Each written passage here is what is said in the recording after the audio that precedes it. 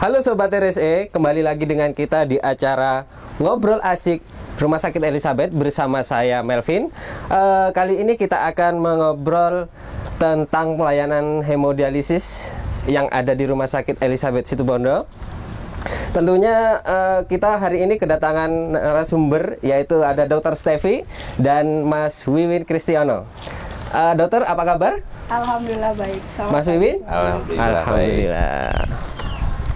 Baik, layanan HD di Rumah Sakit Elizabeth itu apa sih dok sebenarnya? Mungkin banyak masyarakat umum itu tidak tahu tentang layanan hemodialisis atau cuci darah yang ada di Rumah Sakit Elizabeth Situbondo.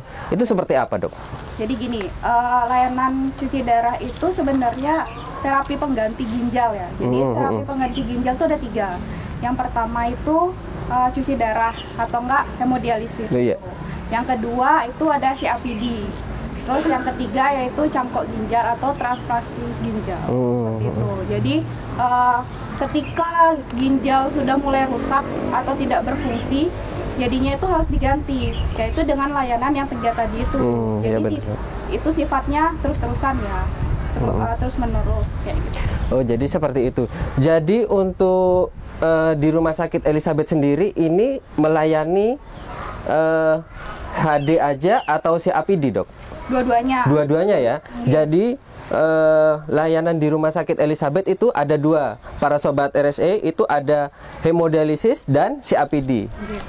Jadi untuk sekarang mungkin di masyarakat itu banyak bertanya dok, kenapa sih kok sampai cuci darah? Itu gimana dokter? Jadi kenapa sih kita sampai cuci darah? Sebenarnya itu paling banyak itu karena faktor penyakit.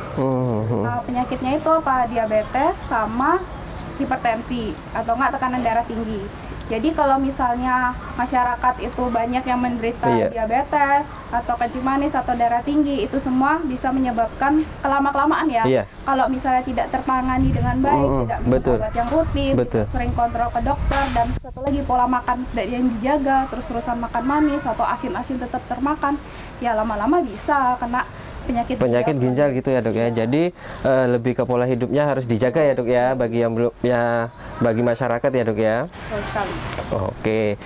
Untuk layanan HD di Rumah Sakit Elizabeth ada berapa mesin sekarang? Untuk ini ya, untuk unit hemodialisa Rumah Sakit Elizabeth sementara ini ada 8 mesin. 8 mesin kita melayani 2 shift. Jadi total per hari bisa 16 pasien. Oh, jadi setiap hari 16 pasien ya Mas ya? Bisa melayani situ untuk rawat inap, pasien umum juga bisa. Rata-rata melayani BPJS. Jadi untuk layanan HD di Rumah Sakit Elizabeth itu ada 16 mesin dengan 2 shift ya Mas ya? Dengan 2 shift itu layanannya bisa HD situ ya Mas ya? HD situ. Sama pasien rawat inap ya? Rawat inap, layanan BPJS sama pasien umum. Pasien umum bisa ya? Asuransi bisa ya? Asuransi bisa. Jadi misalkan ada mungkin ada dari luar kota mau ke kita itu bisa ya Mas ya? Itu traveling bisa, traveling tetap kita layani. Iya, selama ada rujukan traveling kita melayani. Oh, melayani juga ya. Jadi seperti itu ya. Siap. Untuk saat ini total pasien di Rumah Sakit Elizabeth untuk pasien HD-nya itu ada berapa? Sampai saat ini Mas? Sampai saat ini pasien kita full sih. Boleh dibilang ya per hari 16 dengan kategori seminggu 2 kali ya, seminggu 2 kali HD reguler. Sampai saat ini full.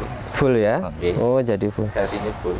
Jadi untuk pasiennya full ya Mas ya. Jadi misalkan nih atau ada masyarakat itu mungkin bertanya-tanya apakah tenaganya sudah profesional. Nah, ya jadi apa tenaganya sudah bersertifikat? Ada pelatihan sendiri ya Mas ya? Kalau tenaga kita sudah standar bersertifikat semua. Jadi tersertifikasi dengan pelatihan hemodialisa ya sudah. Jumlah SDM sendiri sudah standar memenuhi jumlahnya juga. Jadi sudah lah, maksudnya dari kemarin baru saja kita unit tadi juga visitasi, izinnya sudah keluar. Alhamdulillah semuanya standar sudah. Jadi kemarin dari Kemenkes visitasinya sudah keluar. Oke, jadi untuk tenaga dan pelayanan sarana dan prasarana itu tidak perlu diragukan lagi ya tentang Sudah pelayanan hadi ya. profesional semua. Dengan perawat, dokter yang profesional, jadi kita itu tidak perlu ragu lagi ya. Misalkan ada sanak famili memang dengan didiagnosa gagal ginjal atau perlu melakukan layanan HD, jadi tidak perlu ragu lagi untuk melakukan cuci darah di Rumah Sakit Elizabeth ya, karena dari tenaga itu untuk sudah konsultasi mungkin bisa langsung ke unit hemodialiser Rumah Sakit Elizabeth, masalah konsultasi atau apa hal-hal yang pengen diketahui dari unit ini. Nah ini juga ada yang agak familiar ya, agak mungkin masyarakat tidak tahu ya. Ada tadi dokter menyampaikan itu CAPD. Nah, CAPD sendiri itu apa sih dok? Jadi CAPD ini kepanjangannya yaitu Continuous Ambulatory Peritoneal Diuresis. Iya. Jadi caranya itu pasien kan ada beberapa kriteria ya. Iya. Sebelum kita menentukan pasien ini cocok untuk melakukan hemodialisa, pasien ini cocok untuk dilakukan CAPD. Iya. Yang jelas kalau CAPD itu pasien itu akan dilakukan operasi kecil. Yaitu ada sayatan di daerah perutnya yang akan dimasukkan selang ke perut ke rongga peritoneumnya atau enggak rongga perutnya. Nah, harapannya itu cairan yang ada di rongga perutnya itu akan keluar melalui selang itu, dan itu bisa dilakukan di rumah mas. Oh mandiri ya dok ya? Mandiri, nggak harus pasien itu datang ke Rumah Sakit Elizabeth karena ya itu ya pasien itu kan banyak, ada yang bekerja, terus ada juga yang anak-anak, jadi dia tidak mengganggu pendidikannya dan pekerjaannya, jadi itu semua bisa dilakukan di rumah. Nggak harus pasien itu datang ke rumah sakit gitu, dan butuh waktunya pun nggak selama kalau pasien dengan hemodialisa. Kalau kita tahu sendiri kan pasien hemodialisa itu kan ada yang 3 jam sampai 5 jam ya, jadi kan lebih lama. Tapi kalau CAPD itu nggak perlu dengan waktu yang lama, jadi hanya 30 sampai 1 jam aja tuh sudah selesai. Sudah selesai ya. Dietnya lebih bebas kalau CAPD itu. Oh begitu ya. Nggak sama dengan hemodialisa ya. Hemodialisa mungkin dietnya harus ketat.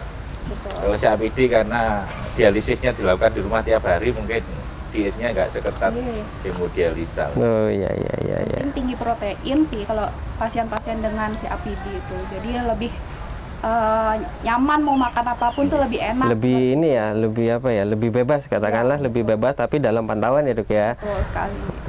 Itu mulai kita tawarkan. Apakah kita punya pasien CAPD Mas Iwin di unit hemodialisisnya? CAPD sementara ini belum ada. Tapi kita mulai ruang dan fasilitasnya sudah kita sediakan, lainnya sudah ada. Dokter DPJP juga sudah siap, tinggal kita pelayanannya nunggu pasiennya. Masih kita promosikan karena mungkin itu alternatif ya, pilihan selain hemodialisa. Jadi mungkin lebih baik CAPD, karena CAPD itu tadi karena dialisisnya tiap hari bisa dilakukan mandiri dan dietnya bisa lebih bebas. Jadi tidak harus datang ke rumah sakit. Berarti pasien itu melakukan di rumah ya mas ya, bisa mandiri ya? Bisa. Ada kerugiannya nggak dok untuk pemasangan CAPD? Kerugiannya sebenarnya nggak ada. Nggak ada ya? Tapi ya itu tadi, yang penting itu supaya tidak timbul infeksi. Karena itu kebersihan itu pada pasien CAPD sangat benar-benar harus dipengaruhi. Soalnya kan kalau misalnya nih kita nggak bersih, nah itu namanya juga selang kan yang ada yang keluar ke tubuh, ke tubuh gitu kan. Jadi kebersihan itu harus benar-benar terjaga. Yaitu yang pertama sih harus cuci tangan. Terus habis itu harus benar-benar pakai masker, nggak boleh nggak pakai masker. Gitu sih. Soalnya kan dilakukan di rumah, jadi kebersihannya benar-benar harus terpantau. Jadi gitu ya Sobat RSE, jadi untuk CAPD itu sendiri bisa cuci di rumah menggunakan selang yang dioperasi di perut ya dok ya, di perut ya. Jadi untuk saat ini belum ada ya Mas Iwin ya, tapi target mungkin ada ya nanti ya. Dari tim Rumah Sakit Elizabeth siap mengawal. Siap mengawal untuk siap ini mengawal ya? Mungkin dari pendidikan awalnya ya, maksudnya karena dari pasien umum ya. Mungkin awal dari tim kita siap lah bagaimana cara-caranya. Oke dokter, ini apa untuk kriteria COPD, apakah ada batasan usia atau yang dianjurkan itu usia berapa? Dari mana itu dokter? Apa ada kriteria khusus? Sebenarnya kalau kriteria khusus nggak ada, cuman ya dengan mobilisasi yang tinggi, tapi kebanyakan itu anak-anak yang sangat dibutuhkan dengan COPD seperti itu sih. Soalnya kan anak-anak banyak bekerja ya, jadi mau sekolah juga, jadi mau nggak mau ya harus dilakukan kan, bisa di rumah, bisa di sekolahan seperti itu. Sobat RSC, jadi gini, untuk COPD lebih dianjurkan untuk usia muda ya dok ya, dengan mobilitas yang tinggi ya Mas Wiwin ya. Oke, jadi untuk Sobat RSE, jadi layanan HD kita dan melayani ada dua, ada hemodialisis dan COPD ya Mas Wiwin ya.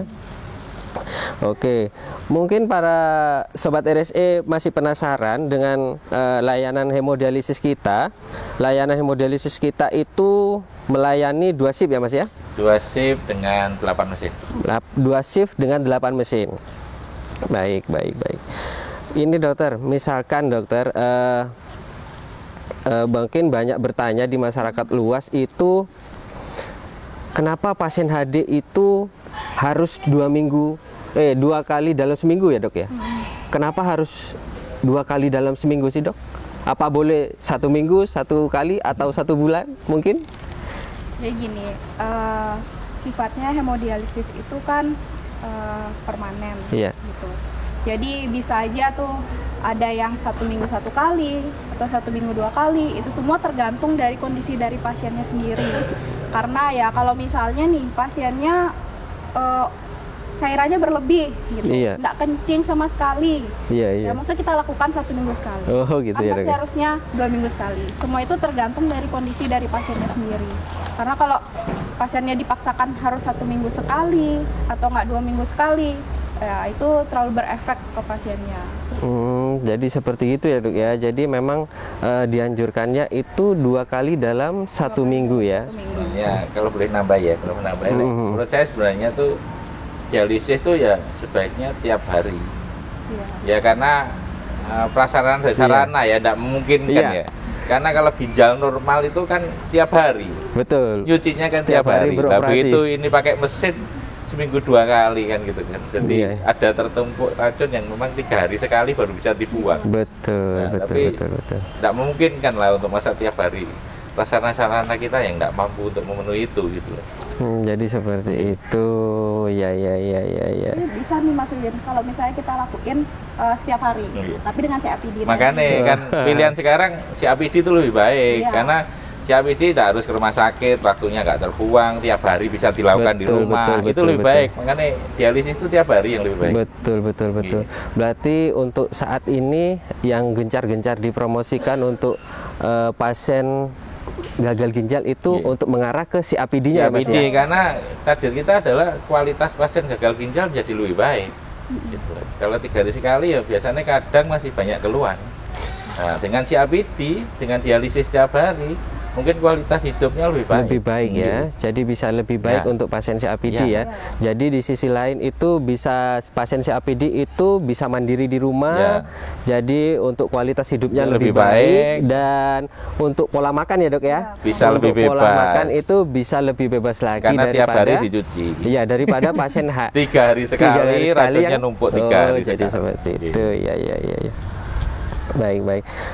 Untuk sementara ini di unit HD-nya Mas Wiwin itu ada berapa tenaga? Mungkin ada berapa tenaga yang ini sudah profesional Mas Wiwin? Profesional standar kita adalah karena 8 mesin ya. 8 mesin itu standar kita adalah 6 perawat profesional.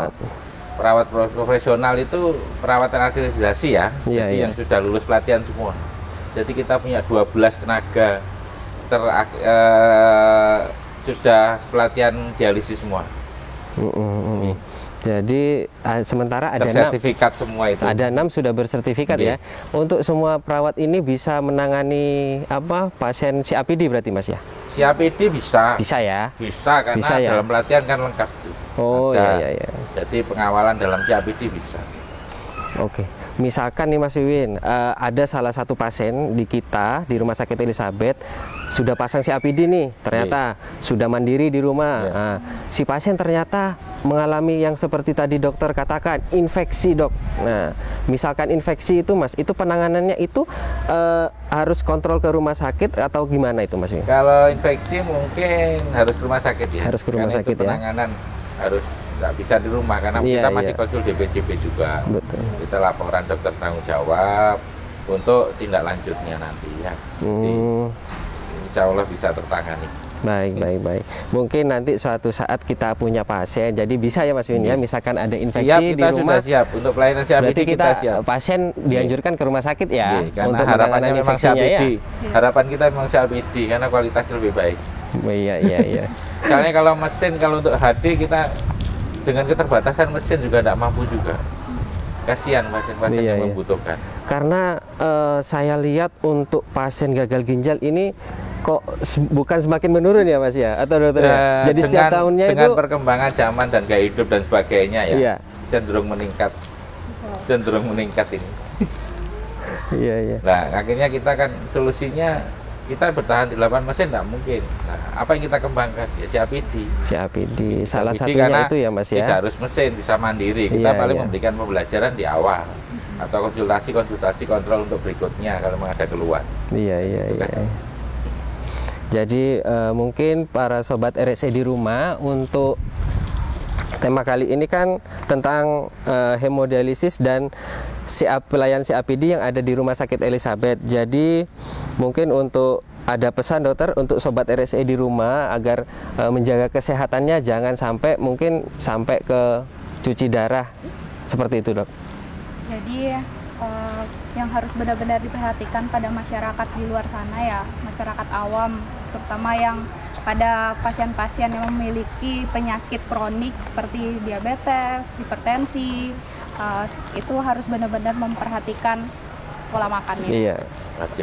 Wajib kontrol, wajib minum obat, dan atau pasien-pasien yang masih belum nih. Ya, itu dok. Banyak nih anak muda sekarang betul. yang kena gagal ginjal. Iya betul dok. Yang harus diperhatikan pola konsumsi makanan. Betul. Obat-obatan, jangan minum obat yang nggak resep dari dokter, jangan beli sendiri. Mungkin kalau sakit bisa kayak hidup sehat, kayak hidup sehat harus itu. Benar-benar dijaga seperti itu. Jangan minum minuman bersoda, jangan minum jamu-jamuan yang penting. Itu dok, jamu-jamu mungkin banyak di masyarakat ini dok. Mungkin banyak dok. Jadi banyak ya. Oke, jadi untuk sementara pasien HD itu di RSC seperti yang tadi kita dijelaskan ya, para sobat RSC, ada pelayanan HD dan CAPD. Untuk pelayanan HD-nya itu ada 8 mesin ya Mas Win ya, dengan 2 shift. Nah, untuk saat ini mungkin lupa saya tadi Mas Win. Alur pasiennya itu seperti apa? Alur pasiennya untuk sampai ke HD lah. Lupa saya tadi pasien itu. Kalau memang pasien baru ya. Kalau pasien baru mungkin ke rumah sakit daftar dulu. Konsultasi dengan DPJP di Poli Penyakit Dalam. Iya. Nah, dari sana nanti kalau memang ada rekom dari DPJP, Dokter Spesialis Penyakit Dalam, dari sana ada rekom untuk HD, langsung ke ruang HD. Nanti kita kondisikan. Oh, jadi alurnya seperti itu ya Mas Win ya? Alur masuknya. Nah, untuk traveling mungkin bisa langsung pendaftaran, bisa langsung konsultasi ke unit ruang HD. Untuk garis bawahi traveling itu mungkin para sobat RSE itu traveling itu dari luar kota ya Mas Win ya? Traveling itu yang memang pasien HD reguler dari luar kota. Iya. Kemudian dia melakukan traveling atau perjalanan atau liburan. Iya. Ya mungkin ke Situbondo Bondo, jadi bisa ngubungi kita asal ada rujukan travelingnya. Jadi gitu ya. Untuk pasien traveling alurnya seperti itu ya. Jadi alurnya itu kalau untuk dari lokal sini ya seperti tadi ya Mas ya, berarti kontrol ke DPJP dulu, ke Poli ya. Terus kalau untuk pasien umum gitu. Tapi kalau traveling bawa rujukan. Iya. Jadi ya ini asiknya, pasien HD tidak harus di lokasi, boleh rekreasi. Iya, ternyata tidak hanya bisa di tempat asal ya Mas bukan ya? Berarti sakit harus di tempat, liburan boleh. Jadi asal Mbak rujukan. Nah, yang terpenting itu ya Mas Nggih. Win ya. Jadi untuk pasien HD ini ternyata bisa jalan-jalan ya Dok ya. Bisa lebih normal. Bisa hidup jalan-jalan normal. ya. Tapi kan mungkin di masyarakat luas itu pasien HD mengerikan ya. Iya, harus di tempat cuci Betul. seminggu 2 kali Iya. dan sebagainya kan Iya, gitu kan. iya. Sebenarnya enggak kayak gitu. Iya, itu yang harus kita Nggih. tanamkan ke masyarakat luas ya Dok ya. Hiburan boleh. Iya, iya, iya. Rekreasi boleh. Iya. Jadi para sobat RSE, untuk kesimpulan yang dari tadi kita bicarakan tentang pelayanan HD di RSE itu, HD RSE ada 8 mesin dengan 2 shift dan akan melayani pasien COPD. Untuk melakukan pasien COPD itu kita lagi mencari Mas Win ya. Untuk alurnya jadi seperti tadi, dan semoga para sobat RSE di rumah itu bisa menjaga pola hidup ya Dok ya. Ya, Pola hidup ya, lebih Gaya tepatnya hidup sehat. pola hidup sehat ya. Jadi agar tidak ketemu dengan Mas Wiwin untuk Dia ketemu dengan tim kita. agar tidak ketemu ya. Kalau ketemu tim kita silaturahmi aja. Jangan konsultasi Iya, kesehatan. iya, iya. Iya, terima kasih kepada Dr. Stevi sudah meluangkan waktunya di pagi hari ini untuk bincang santai tentang pelayanan hemodialisis di Rumah Sakit Elizabeth ini. Terima kasih juga pada Mas Wiwin sudah Sama-sama. meluangkan waktunya di sela-sela kesibukannya setiap Iya. hari. Terima kasih. Mungkin Sobat RSE masih penasaran, mungkin ada yang mau ditanyakan, silakan tulis di kolom komentar di bawah ini ya. Jangan lupa juga follow akun media sosial kami, ada IG, ada TikTok, ada Facebook, dan jangan lupa juga share YouTube channel YouTube kita, dan di situ juga banyak info tentang pelayanan terupdate di rumah sakit. Mungkin Nomor hati mungkin Iya. yang saya hubungi. mungkin bisa apa? Banyak update di akun media sosial kami. Dan kalau memang butuh informasi terkait layanan HD, bisa hubungi nomor HD nanti di bawah layar ini ya. Oke, terima kasih sekali lagi, terima kasih pada Dr. Yes, Stevi dan sama-sama. Mas Wiwin. Akhir kata dari kami, wassalamualaikum warahmatullahi wabarakatuh. Waalaikumsalam warahmatullahi wabarakatuh.